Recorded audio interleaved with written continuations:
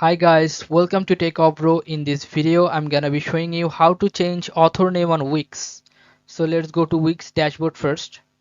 Now you have to go to this block option. You don't have to click, you just hover up your mouse or cursor on this and you'll find here writers.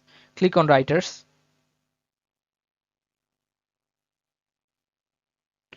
Hold on, it is loading. Okay, here you can see the traveler or writer or the owner. If you want to edit this one, click on this edit option beside this and then you can change the author name here.